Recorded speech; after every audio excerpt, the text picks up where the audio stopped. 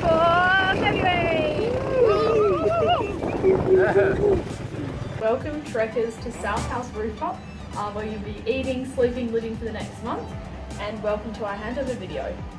The MA team this month have focused on understanding the market here in Siem Reap and how we can best cater it to our products.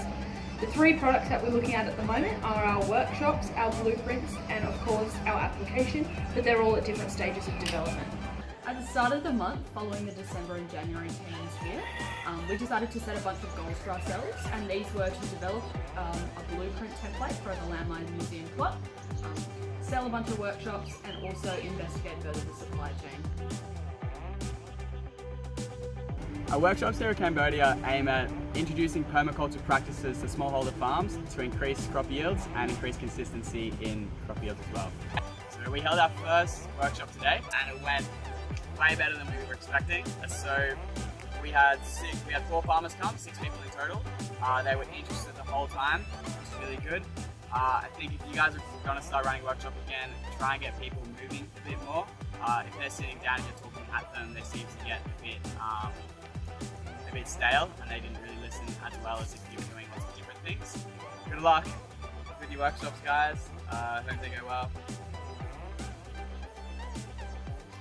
Blueprint is an agricultural plan where we go into the farm, outline, and we collect a bunch of information, and then we produce a tailored report I want to recommend on how to use that information.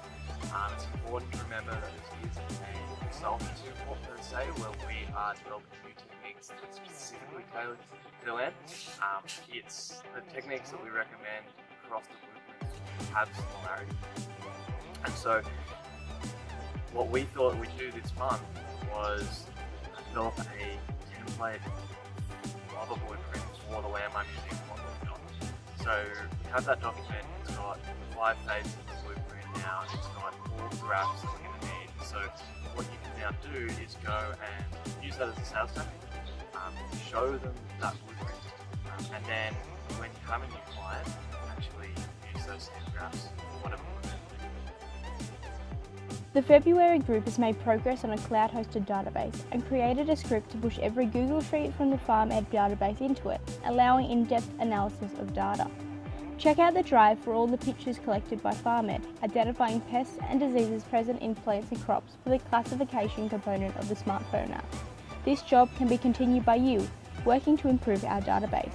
By the time you see this, the app will have hurdled even further in development, so seek out the newest information before you dive in. So this month we changed our approach to inviting attendees for the workshop. Instead of just inviting individual farmers, which we have been doing and having a bit of trouble with, we realised that NGOs can be a really good tool as they work with and support a lot of farmers. Our first workshop for the month was made in cooperation with Trailblazer Foundation, who brought 4 of the farmers they work with and paid for them to attend. Another thing we've been working with is an internship program which we've been ideating about. The internship program would help us by bridging the gap between project months and having a local with local knowledge and language skills, and it would help the intern by giving them new agricultural knowledge and by giving them hands-on experience. The third thing we've been working on is a co-op plan where we would work with an individual village, give them discounted workshops and blueprints and link them into the supply chain in exchange for a percentage of their profit. They would then be a showcase of the success we can get implementing our products for new farmers. We worked with the Trailblazer Foundation, an NGO here in Siem Reap, to run our first workshop. They're really interested in FarmEd, so it's worth continuing that relationship. Josimar Garlang runs a food co-op just over here, right in the South House. He has heaps of great connections here, so make sure you keep those.